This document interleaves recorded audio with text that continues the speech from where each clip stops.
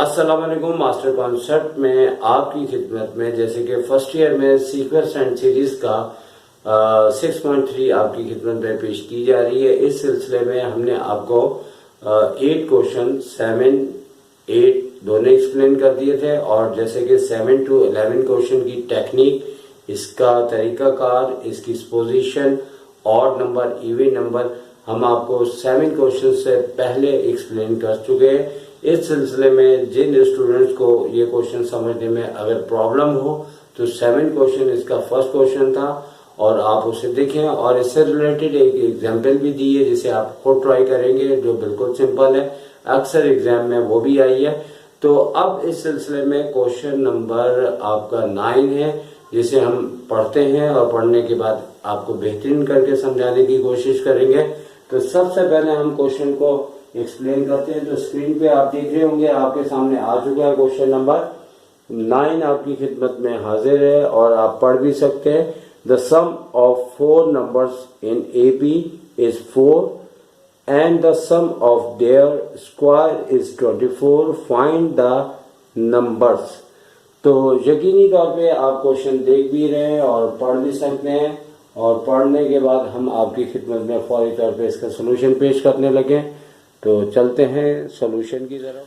तो जिस तरह हमने ये क्वेश्चन आपके सामने पढ़ा और पढ़ के बताया आपको, अब क्वेश्चन के लिहाज से ही हमें अपना सॉल्यूशन पेश करना होगा, लेकिन ये याद रखते हुए कि क्वेश्चन नंबर 7 से लेके क्वेश्चन नंबर 11 तक एक ही पैटर्न पे हो रहे और जो पैटर्न हमने बताया था उसी के मुताबिक 4 नंबर हमें फाइंड आउट करने हैं और 4 नंबर हमारे पास इवन होते हैं और इवन नंबर की जो टेक्निक है वो आपको हमने एक्सप्लेन की थी। उसी के मुताबिक सबसे क्वेश्चन में 9 में सॉल्यूशन देखते हुए हमें पोजीशन करनी होगी कि हमारे पास वो रिक्वायरमेंट जो कि उन्होंने 4 नंबर्स कहा हुआ है वो नंबर हमें इसी तरह से लेने जैसे हमने अपने क्वेश्चन नंबर 7 की वीडियो के अंदर आपके सामने एक्सप्लेन किया था कि जब भी इवन नंबर फाइंड आउट करने का बोले तो उस क्वेश्चन में हमने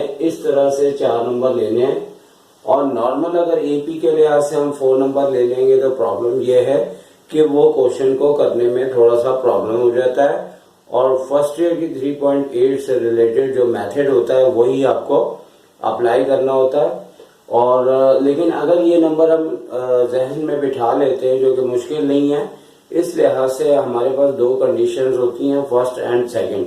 तो फर्स्ट कंडीशन चूंकि सम की दी होती है और इस लिहाज से वो फटाफट हमारे पास ए की वैल्यू मालूम हो जाती है। अगर आप नॉर्मली एपी के लिहाज से फर्स्ट से 4 टर्म अगर आप लेते हैं तो इसमें एक काम हमारा मुश्किल हो जाता है, जिसकी वजह से ये टेक्निक बनी है। क्योंकि आपके जहन में ये बात किसी लम्हे भी आ सकती है कि ऐसा हम याद क्यों करते हैं, तो सिर्फ आसानी के लिए। अगर आप उस तरह भी करना चाहें तो क्वेश्चन थोड़ा लेंथी हो जाएगा लेकिन आंसर हमारे पास वही आएगा। तो यहाँ पे हमने 4 नंबर इवन के लिहाज से लेना, तो याद रखना होगा कि a minus D, a plus D, ये 2 इवन नंबर होते हैं ईपी के लिहाज से। फर्दर अगर 4 नंबर्स कह रहे तो हमने a माइनस 3d यहाँ से एक नंबर बढ़ा देना पीछे की जानिब और आगे की जानिब a प्लस 3d। यानी याद ये रखना कि 1d के बाद 1d का गैप देते हुए आपने 3d और इससे भी अगर आगे जाते हैं तो 4d छोड़ के a प्लस 5d लिखते हैं और यहाँ पे a माइनस 5d। लेकिन क्योंकि ये 6 नंबर का होता है अगर इस तरह से है और आगे यूं लिखना जरूरी है कि R4 numbers are in AP, क्योंकि बेसिकली हमारे पास एपी, जीपी, एचपी 3 टॉपिक्स होते हैं तो हमें मेंशन करना होता है कि ये किस लिहाज से आपके पास 4 नंबर्स हैं। तो यहाँ पे अब बात होती है क्वेश्चन के लिहाज से कि क्वेश्चन में उन्होंने जो फर्स्ट कंडीशन दी थी उसमें कहा था 4 नंबर का जो सम है वो इक्वल टू हमारे पास 4 है। तो वही कंडीशन, वही बात को लेते हुए हमने यहाँ पे कहना है according to the first condition, ठीक है ना। तो फर्स्ट कंडीशन में क्या है कि ये 4 नंबर्स को हमने ऐड करना है और जैसे हमने ब्रैकेट्स में इसलिए मेंशन किया है कि आपको दिखने में समझने में प्रॉब्लम ना हो। ये वही 4 नंबर है जो हमने टॉप पे सपोज किए थे, और जब हम इन चारों को ऐड करेंगे तो 4 के इक्वल है।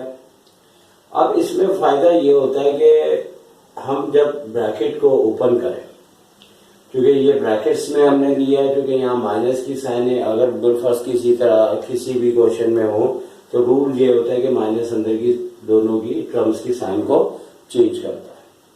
लेकिन यहाँ प्लस, क्योंकि आपको पता कुछ चेंजिंग नहीं कर सकता, क्योंकि प्लस से जो भी चीज मल्टीप्लाई हो साइन उसकी वही रहती है। लेकिन यहाँ पे हमने करना यह है कि यहाँ पे हमने ब्रैकेट सारे ओपन कर दिए, और ओपन ब्रैकेट करने के बाद यहाँ पे सारे नंबर वैसे के वैसे आ गए। लेकिन यहाँ हम आपके सामने क्वेश्चन को आगे बढ़ाते हुए, क्योंकि हमने यहाँ पूरा क्वेश्चन आपके लिए टाइम बचाने के लिए सिंप्लीफाई किया हुआ, ताकि हम बेहतर से बेहतर आपको बोलते हुए समझा सकें।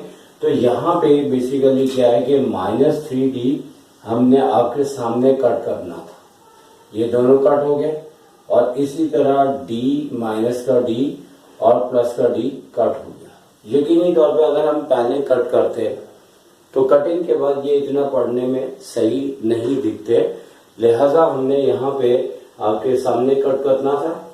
और अब देखेंगे a 1 2 3 4 4a is equal to 4 आ जाएगा हमारे पास। और a की वैल्यू कैसे निकलेगी कि 4 से जो मल्टीप्लाई हो रहा है 4 से डिवाइड होने के बाद 1 इसका वैल्यू, यानी a की वैल्यू हमारे पास 1 आ चुकी है। तो ये जो हमारी फर्स्ट कंडीशन थी, और सेकंड कंडीशन के ऊपर चलते हैं। तो सेकंड कंडीशन हर क्वेश्चन में चेंज की जा रही है। तो यहाँ पे कहा जा रहा था कि 4 नंबर का जो स्क्वायर करते हुए सम है वो आपका 24 के इक्वल है। कितना?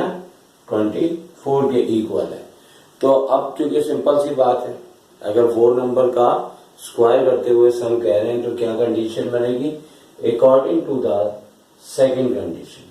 ठीक है, तो सेकंड कंडीशन के अंदर अब ये हम इम्प्लाइज दैट के निशान भी इस्तेमाल कर रहे हैं, और मैं इसी क्वेश्चन के अंदर आपको ये भी एक्सप्लेन करूंगा कि ये इम्प्लाइज दैट के निशान किस टाइम पे अप्लाई करना मुनासिब होता है। क्योंकि इन इम्प्लाइज दैट को कई टीचर यूज ही नहीं करते, और कई टीचर ऐसे हैं कि यूज ना भी करना हो तो करते हैं। तो एक्चुअली होता यह है कि हमारा क्वेश्चन जब एक रॉ के अंदर कंप्लीट ना हो, जैसे एक स्टेप है, अगर एक लाइन के अंदर पूरा कंप्लीट हो रहा है, ठीक है, नेक्स्ट स्टेप में ये इक्वल टू ऑलरेडी बता रहा है कि ये हमारा आगे के स्टेप्स हैं। लेकिन अगर आपका जो है एक स्टेप एक रॉ में कंप्लीट नहीं होता तो इम्प्लाइज दैट ये बात इंडिकेट करता है कि जब तक अगला इम्प्लाइज दैट का निशान नहीं आएगा तो ये हमारा स्टेप कंप्लीट ना समझा जाए। क्योंकि बोर्ड के अंदर जब कोई भी टीचर क्वेश्चन को चेक करता है तो उसे कहीं पे भी अगर ऐसा टेक्निकल प्रॉब्लम आता है तो आपका क्वेश्चन ठीक भी हो लेकिन वो क्रॉस कर देते हैं, क्योंकि वो हर रॉ को अगर वो नेक्स्ट स्टेप समझे तो ये आपकी गलती तस्वुर हो सकती है। खास तौर पे जब वो कॉपियों को चेक करना स्टार्ट करते हैं तो उनके जहन में इतने आंसर एक्यूरेट नहीं बैठे होते कि वो इस चीज को जज कर सके। तो लिहाजा यहाँ पे इम्प्लाइज दैट का निशान हमने इसीलिए यूज किया कि फर्स्ट के बाद सेकंड कंडीशन की जो बात है यहाँ तो हमारी एक रॉ में कंप्लीट हो गई, और उन्होंने क्या कहा कि वही 4 नंबर जो हमने पहले लिए थे उनके स्क्वायर करते हुए, यानी ब्रैकेट के ऊपर स्क्वायर, उसी नंबर के ब्रैकेट के ऊपर स्क्वायर, ये चारों नंबर जो हमने स्टार्टिंग में ऐड किए हैं उनका स्क्वायर करते हुए जो सम है वो 24 है। तो वो अगर अपनी तरफ से क्वेश्चन बनाए तो वो क्यूब भी कह सकता है, कुछ भी कह सकता है। लिहाजा कहने का मतलब है कि कई क्वेश्चन बुक में और भी आ सकते थे। अगर आपका कॉन्सेप्ट क्लियर हो तो कोई प्रॉब्लम नहीं है, सिर्फ आपको क्वेश्चन सही एक्सप्लेन जो किया जाता है वो समझ में आना चाहिए। तो अभी हमने यहाँ पे चारों नंबर्स का स्क्वायर करते हुए लिखा और 24 के इक्वल है, और फिर इसके बाद हमने इम्प्लाई दैट का निशान लगाया। लेकिन इस बार हमारा जो नेक्स्ट स्टेप है वो एक रॉ में कंप्लीट नहीं हो रहा था, यहाँ पे भी नहीं हो रहा था, तो हमने नीचे उसे कंप्लीट किया। और लेकिन यहाँ पे हमने कोई इम्प्लाई दैट नहीं लगाया, जिसका मतलब है कि ये दोनों रॉ हमारा इसके बाद नेक्स्ट स्टेप है। अच्छा, करना क्या है कि यहाँ पे चारों में हमारे पास फॉर्मूला यूज हो रहा है a माइनस बी का होल स्क्वायर या a प्लस बी का होल स्क्वायर। फॉर्मूला तो वही है, सिर्फ ये है कि माइनस वाले में माइनस बीच में आ जाता है 2ab के साथ, और प्लस वाले में प्लस 2ab आ जाता है। यकीनी तौर पर ये फॉर्मूला आता होगा, अगर नहीं आता तो हम आपको दिखा देते हैं कि ये फॉर्मूला हमारे पास प्लस में हो तो इस तरह होगा, और माइनस में हो तो सिर्फ हमारे पास प्लस 2ab की जगह माइनस 2ab का इस्तेमाल बढ़ जाता है। तो अब आप इसे देखें कि हम इसके बाद क्या करेंगे कि इस जानिब भी इस टर्म पे, दोनों टर्म पे स्क्वायर हो रहा है, हमने फॉर्मूला अप्लाई किया है a square minus 2ab plus b का स्क्वायर, और दो टर्म्स हैं हमारे पास, 3 टर्म्स आ गई।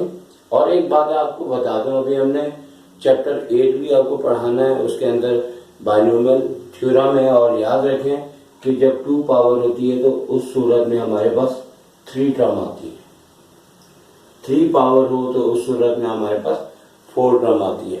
तो लिहाजा जितनी पावर हो उससे एक टर्म हमेशा हमारी ज्यादा आती है। तो यहाँ पे इन दोनों की जगह हमारी 3 टर्म्स आएंगी, इन दोनों की जगह हमारी 3 टर्म्स आएंगी, और इसी तरह यहाँ पे भी 3 टर्म्स आएंगी, और हर जगह फॉर्मूला अप्लाई हो रहा है a प्लस बी का होल स्क्वायर या a माइनस बी का होल स्क्वायर। आप बड़े गौर से ध्यान से ये स्टेप इसके बाद आप देख सकते हैं कि हमने चारों टर्म पे a प्लस बी का होल स्क्वायर या a माइनस बी का होल स्क्वायर का फॉर्मूला यूज करते हुए हमने यहाँ पे इसको 24 तक कंप्लीट किया है।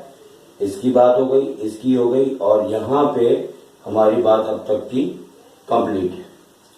लिहाजा अब जितने हमने इसको ब्रैकेट्स में रखा है, ब्रैकेट्स को ओपन करने के बाद हमारे पास सिलसिला क्या होगा कि यहाँ पे भी हम आपके सामने इसे कट करेंगे ताकि आपको पता रहे कि हमारे पास देखें रूट्स तो ये होता है कि जैसे अगर ये आप देखें -2a 3d, इसे मल्टीप्लाई करना होता है। तो एग्जाम में पेपर यानी कि अगर आपका कंप्लीट हो रहा है तो आप इसे एक स्टेप बढ़ा के काट लें। अगर नहीं हो रहा, राइटिंग स्पीड हल्की है, तो आप ये देखें कि ये 2a 3d माइनस का और यहाँ पे हमें प्लस का मिल रहा है। तो जैसे कि हमने कहा कि हम आपके सामने कट करेंगे, तो हमने यहाँ पे कट किया है। तो बहुत से देखने वाले ये भी फील कर सकते हैं कि मल्टीप्लाई करने के बाद काटना चाहिए, लेकिन देखें बड़ी क्लासेस में यही होता है कि अगर आपके कॉन्सेप्ट्स और ये तमाम बातें बहुत स्ट्रांग है तो काटना तो है, चाहे मल्टीप्लाई करके काटें या पहले काटें, तो इससे कोई इफेक्ट नहीं है। और वैसे भी आपको मालूम है कि इस एजुकेशन के ऊपर बहुत सी वीडियोस बनी होती हैं जिसके अंदर ये बताया जाता है कि माइंड की स्मार्टनेस ये होती है कि अगर आपने कोई भी काम करना है, कैसे जल्दी करना है, कैसे बेहतरीन करना है। और एक वो स्टूडेंट जो बहुत ज़्यादा पढ़ता है कि हर स्टेप में ये डरता है कहीं मैं ऐसा कर लूँ तो मेरी मिस्टेक ना हो जाए, या मैं ऐसे करूँ तो मेरी मिस्टेक ना हो जाए। तो वो डर डर के पेपर करते हुए वो कोशिश तो ये करता है उसके नंबर ज़्यादा आए, लेकिन बाद में मालूम चलता है कि 3 आवर्स का टाइम कंप्लीट हो गया और इसका एक अदद क्वेश्चन बाकी है। जबकि वो स्टूडेंट जो थोड़ा कम पढ़ रहा है, स्मार्टनेस है और इन टेक्निक्स को वो ये समझता है कि जब हमें आंसर चाहिए तो लाजमी नहीं है कि हम अपने एक एक स्टेप्स को वाज़ेह तौर पे लाजमी पेश कर सकते हैं। राइटिंग स्पीड अच्छी है तो करें, नहीं तो पेपर 3 आवर्स के अंदर कंप्लीट होना जरूरी है। तो लिहाजा मल्टीप्लाई करके आप कैंसिल करते हैं या ऐसे कैंसिल करते हैं, ये आपने फैसला खुद करना है। लिहाजा मेरे नजदीक ये है कि अगर मैं किसी की कॉपी चेक कर रहा हूँ और कोई बच्चा एक बड़ा काम अच्छे तरीके से शॉर्ट टेक्निक से करता है तो बाखुदा वो कॉपी मुझे बहुत अच्छी महसूस होती है, क्योंकि हमें उसे चेक करने में भी आसानी होती है। लेकिन जो बच्चा एक स्टेप्स को बहुत ज्यादा लेंदी करता है, या आपको पता है कि कोई भी शख्स अगर बात करता है तो एक छोटी सी बात अगर बहुत बड़े तरीके से पेश करता है तो कुछ लोग तो उसे पसंद करते हैं, लेकिन कुछ लोग कहते हैं देखो ये बातें कितनी छोटी सी बात होती है, लेकिन इतना उसे डिटेल में बताता है और बात करता है। नॉर्मल लाइफ में तो डिटेल जरूरी नहीं होती, आपकी बात दूसरे को समझ में आनी चाहिए। लिहाजा इन दोनों को हमने कट कर दिया। इसी तरह हमें एक और नंबर नजर आ रहा है माइनस का 2AD और ये है प्लस का 2AD, तो ये दोनों की साइन अपोजिट है। हम इससे भी यहाँ से कट कर देंगे, इससे ये दोनों कट हो गए और ये हम ऑलरेडी कट कर चुके हैं। और चूंकि क्वेश्चन हमने पहले से ही ये करके रखा है तो अब डिटेल से तो आपको समझाए ना, ताकि जो टाइम हमारा करने में बच रहा है वो ही हम टाइम इसके अंदर इसको बेहतर से बेहतर एक्सप्लेन करते हुए बताए। तो भाई ये एक नया एम्प्लॉइज दैट आ गया जो इस कटिंग के बाद सिचुएशन को बता रहा है कि अब हमारे पास ए स्क्वायर वाले जो नंबर्स हैं, जो टर्म्स हैं, वो ये रही, ये और जैसे ऐड करें तो 4A स्क्वायर है।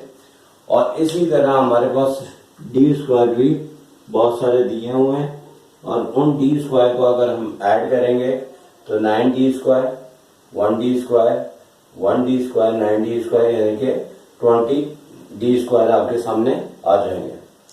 अब यहाँ पे भी बात स्मार्टनेस की आती है। अक्सर बार ये स्मार्टनेस आपको मिल जाती है कि यहाँ पे 4 से कॉमन लिया जा सकता है और यहाँ पे भी 4 कॉमन 24 के मतलब टेबल के अंदर 4 से डिवाइड हो सकता है। तो हमने फौरी तौर पे कि कैलकुलेटर से हमारी जान छूटे है, हमने क्या करना है कि यहाँ से और लिख के बेसिकली इसको भी 4 से डिवाइड कर दिया, इसको भी कर दिया, तो 4 से डिवाइड करने के बाद 1A स्क्वायर प्लस 20 जो है 5D स्क्वायर इक्वल टू 24 की जगह 6 आ गया। तो इस तरीके से हमने इस रिलेशन का नाम नंबर 1 रखा है, क्योंकि ये हमारी सेकंड कंडीशन थी।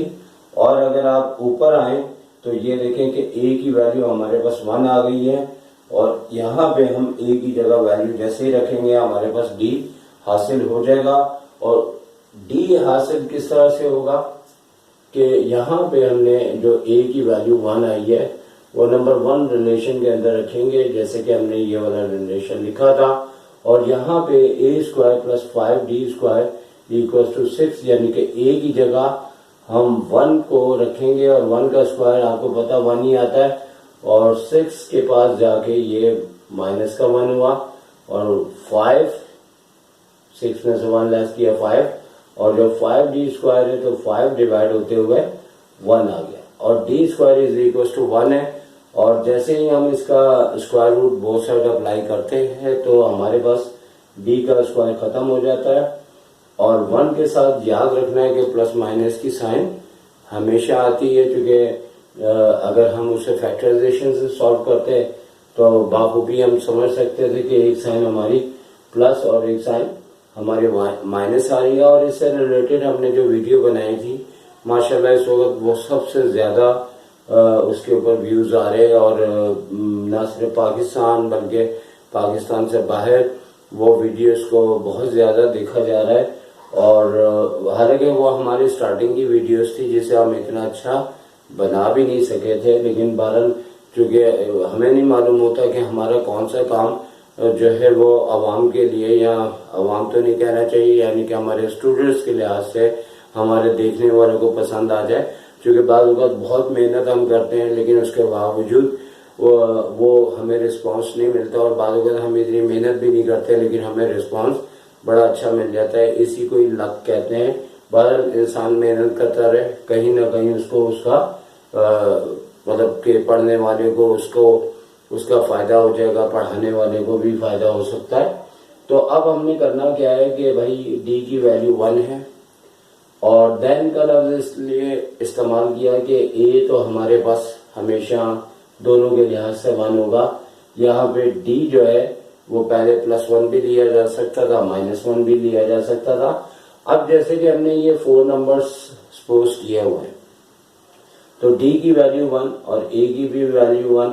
यहाँ पे आप जैसे कि यहाँ चारों नंबर्स में देख सकते हैं कि ये वैल्यू रखने के बाद यानी हमने अगर यहाँ पे a की और d की वैल्यू रखी है तो पहला नंबर -2 आया, इसी तरह दूसरा नंबर 0 आया, आप देख सकते हैं, और तीसरा नंबर आपके पास 2 आ रहा है और चौथा नंबर आपके पास 4 आ रहा है। तो लिहाजा इनका गैप हमेशा जो है बीच में सेम होगा, यानी कि 2 का गैप आ रहा है एपी के अंदर बेसिकली, चूंकि आपको पता है कि इनका डिफरेंस सेम होता है। इसी तरीके से अगर हम यहाँ पे आते हैं नंबर यानी कि आगे चलते हैं, तो अब हमने डी को -1 लिया है और ए को हमने जो है वो 1 लिया है, और उन्हीं चारों नंबर्स में हमने जब ये वैल्यू रखी है तो जैसे पहले हमारे पास आया था उसी तरह अभी भी हमारे पास ये चारों नंबर्स की वैल्यू आ रही है, लेकिन इन दोनों में डिफरेंस ये होता है। और अगर हम चाहें तो इसके बीच में और भी लिख सकते हैं, क्योंकि हमारे पास जब भी डी प्लस माइनस में आएगा तो हमारी 2 पॉसिबिलिटी होती है कि हमारे जो रिक्वायर्ड नंबर होते हैं या तो वो असेंडिंग वाइज दिखाए जाते हैं या फिर डिसेंडिंग वाइज दिखाए जाते हैं, यानी ऑर्डर वाइज। तो यहाँ पे हमारे पास जैसे -2, 0, 2, +4 आ रहा था, इसी तरह अगर हम डी को नेगेटिव लेते हुए फाइंड आउट करते हैं तो हमारे पास ये नंबर डिसेंडिंग वाइज नजर आ रहे हैं, ये असेंडिंग वाइज है, वही है यहाँ पे, यानी कि -2 पहले, फिर 0, फिर 2, फिर 4, और यहाँ पे 4 पहले, फिर 2, 0 और -4। तो लिहाजा कहने का मतलब यहाँ पे ये हुआ कि हमारे पास ये बेसिकली जो नंबर्स हैं वो आपके सामने आए, लेकिन एक हमसे मिस्टेक हो गई है। वो मिस्टेक इस तरीके से हो गई है कि हमारे पास ये 4 नंबर है, यहाँ 4 है, लेकिन यहाँ पे हमने थोड़ा सा एक मिस्टेक की हुई थी, जो बहुत अच्छा हुआ कि हमें ये नजर आ गई, क्योंकि जैसा कि मैंने आपसे ये जिक्र किया था कि इनमें 2 का डिफरेंस आ रहा है, तो यहाँ 2 का डिफरेंस नहीं था। तो इस बात से सीखें कि हमेशा आप ये ध्यान में रखें, चाहे इंसान टीचर हो या स्टूडेंट्स हो, तो बात चीजें जो है अक्सर गलती होने के चांसेस होते हैं। बहुत से बच्चे अपने टीचर्स को कहते हैं सर आप तो 100 में से 100 नंबर लें, ऐसा नहीं हो सकता, क्योंकि 100 वो उनके आते हैं जिनकी पेपर पे गिरफ्त और या उसे सॉल्व करने के लिए उनका जहन पूरी तरह से उसे फोकस करे। क्योंकि अक्सर ऐसा होता है कि जब हम एग्जाम के दौरान पेपर सॉल्व कर रहे होते हैं तो हमारे सेंटर के बाहर बहुत से ऐसे लोग गुजरते हैं जो कुछ चीजें बेच रहे होते हैं, जिसमें रद्दी पेपर वाले हो गए और कई टाइप के ऐसे लोग होते हैं, या कुछ लड़के क्रिकेट खेल रहे होते हैं तो आवाजें निकालते हैं, तो जहन जो है ना उसकी तवज्जो जो है ना इधर या उधर चले जाती है। तो इस सूरत में आप मिस्टेक कर जाएंगे। इसके ऊपर भी इंशाल्लाह हमने एक वीडियो आपके लिए बनानी है, जिसमें हम आपको बताएंगे कि एग्जाम में जब बंदा पेपर देता है तो उससे जो मिस्टेक्स होती है उसकी बुनियादी वजह क्या है। क्योंकि हमसे भी एक अदर मिस्टेक हुई, ठीक है ना, तो मिस्टेक का लफ्ज बना है, मिस्टेक तो होगी, लेकिन हम उस मिस्टेक से कैसे बच सकते हैं वो उसके ऊपर आपको एक वीडियो बना के दिखाएंगे। तो लिहाजा हमारा क्वेश्चन नंबर जो कि 9 आपको एक्सप्लेन कर रहे थे वो अब इख्तिताम पजीर हुआ, और हमारे आंसर को हमने 2 बार लिखे हैं, लेकिन मजे की बात कि यहाँ मैंने मिस्टेक नहीं की हुई। अगर मैंने यहाँ पे -4 लिखा था तो यहाँ मैंने बिल्कुल करेक्ट लिखा हुआ। इसका मतलब है कोई पता नहीं कि ये गड़बड़ जो है, क्योंकि ये क्वेश्चन ऑलरेडी आपकी खिदमत में जब मैंने लिखा तो मैंने तैयार किया था, और इसमें मेरे घर के भी बच्चे, मेरे स्टूडेंट्स ही हैं, वो मुझसे पढ़ते हैं, कभी कभार शरारत कर भी जाते हैं, तो कोई पता नहीं, क्योंकि मुझे बच्चे ने कहा था कि कहीं एक जगह मेरी शरारत आपको नजर आएगी, तो मुमकिन है कि वो शरारत यही हो, क्योंकि ये नंबर भी काफी डार्क लिखा हुआ था पहले, क्योंकि लाजमी तौर पे हाथ का डिफरेंस था। पर गलती का लफ्ज है, गलती कोई भी कर सकता है, गलती हमसे भी हो सकती है, ये यहाँ शरारत भी हो सकती है, लेकिन एग्जाम में कभी शरारत नहीं होती, ये याद रखिएगा। हाँ, अलबत्ता आप पेपर छोड़ के बाहर जाएं, पीछे आपका दोस्त बैठा है तो कोई भी इसमें गड़बड़ कर सकते हैं। तो लिहाजा ये बातें तो होती रहेंगी आपसे। आपका आंसर आ चुका है। एक बार हमने इसे सेंडिंग वाइज लिख के चारों नंबर बताने और एक बार हमें डिसेंडिंग ऑर्डर में दिखाने। तो लिहाजा ये क्वेश्चन नंबर हमारा कंप्लीट हुआ। तो 9 क्वेश्चन के बाद सर शाहिद को इजाजत दीजिए। और क्वेश्चन नंबर 7 to 11 बिल्कुल एक जैसे हैं और हम इसको इसलिए बहुत ज्यादा तवज्जो दे रहे हैं कि ये एवरी ईयर इम्पोर्टेंट होते हैं। तो लिहाजा आज आपकी खिदमत में क्वेश्चन नंबर 9 आपकी खिदमत में पेश किया। सर शाहिद को इजाजत दीजिए। टेक केयर, अल्लाह हाफिज।